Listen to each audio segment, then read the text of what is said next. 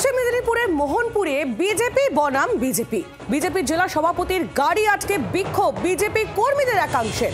মোহনপুরে কেন্দ্রীয় মন্ত্রী সুকান্ত মজুমদারের সভায় যাওয়ার সময় এই বিপত্তি।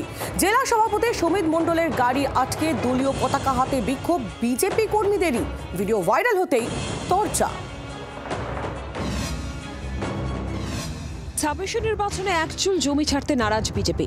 ভোটের দামামা না বাজলেও এখন থেকে মাঠে ময়দানে ঝাঁপিয়ে পড়ছে গেরুয়া শিবির। চলছে জনসংযোগ। কিন্তু পশ্চিম মেদিনীপুরে মোহনপুরে দলেরই কর্মসূচিতে ধরা পড়ল গোষ্ঠীকন্দলের ছবি। শনিবার বিকেলে মোহনপুরে পরিবর্তন যাত্রার আয়োজন করেছিল বিজেপি। উপস্থিত ছিলেন কেন্দ্রীয় প্রতিমন্ত্রী সুকান্ত মজুমদার। সেই সভাতেই যোগ দিতে যাচ্ছিলেন বিজেপির পশ্চিম মেদিনীপুর জেলা সভাপতি সমিত মণ্ডল। যাওয়ার পথে বইতা এলাকায় তাঁর গাড়ি আটকে দলীয় পতাকা হাতে বিক্ষোভ দেখান বিজেপি কর্মীদের একাংশ।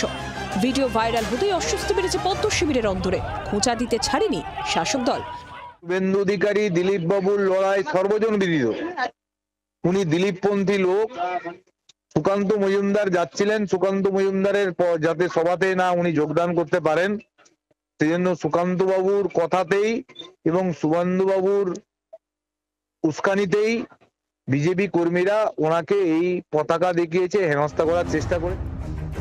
যদিও তৃণমূলের অভিযোগ উড়িয়ে বিজেপির দাবি এইসবই তৃণমূলের চক্রান্ত।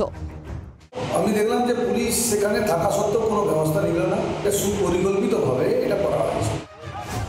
এ অবশ্য প্রথম নয়। এর আগেও একাধিকবার পশ্চিম মেদিনীপুরে প্রকাশ্যে এসেছে বিজেপির গোষ্ঠীকন্দল। সবকটাই বিচ্ছিন্ন ঘটনা বলে মনে হতে পারে, কিন্তু এগুলোই বিন্দু বিন্দু হয়ে সিন্ধু হয়ে উঠলে ভোটের সময় ডুবতে হবে না তো। ইগোপির রিপোর্ট, জি ২৪ ঘন্টা। বাংলার আওয়াজ, বাঙালির আবেগ, জি ২৪ ঘন্টা।